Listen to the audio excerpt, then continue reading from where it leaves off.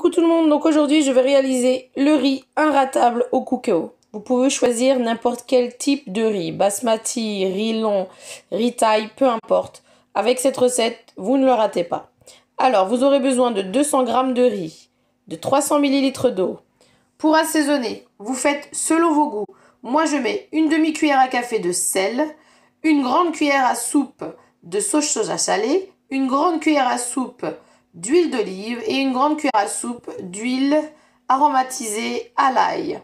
Voilà, tout ceci pour le goût. Après, à vous vraiment d'assaisonner selon vos envies. Vous pouvez mettre des herbes de Provence, vous pouvez mettre de l'ail en poudre, vous pouvez mettre ce que vous voulez. Ou le faire tout simplement salé ou salé poivré, peu importe. C'est parti. Vous devez dans un premier temps mettre le riz dans la cuve de votre cookéo. Ensuite, on va venir verser notre sel. Vous pouvez mettre un petit bouillon si vous le souhaitez. La sauce soja et les deux huiles. Venir ensuite mélanger le tout.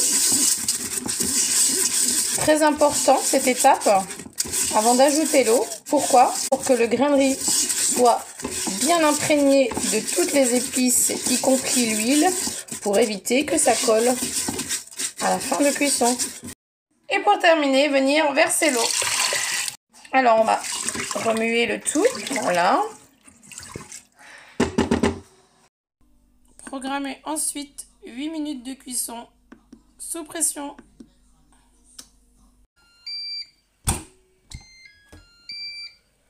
À la fin de votre cuisson, prendre votre spatule et décoller votre riz. Voilà, nous obtenons un riz parfaitement cuit. Vous voyez, juste parfait.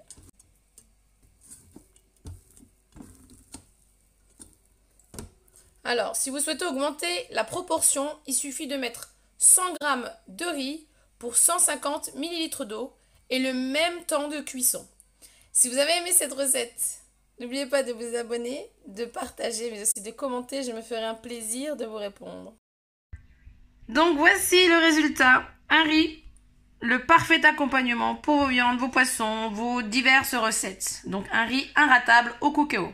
Si vous avez aimé la vidéo, n'oubliez pas de liker, de commenter et de partager. Je me ferai un plaisir de vous répondre. N'oubliez pas également de vous abonner à ma chaîne, d'activer les notifications. Et je vous dis à très vite pour d'autres recettes.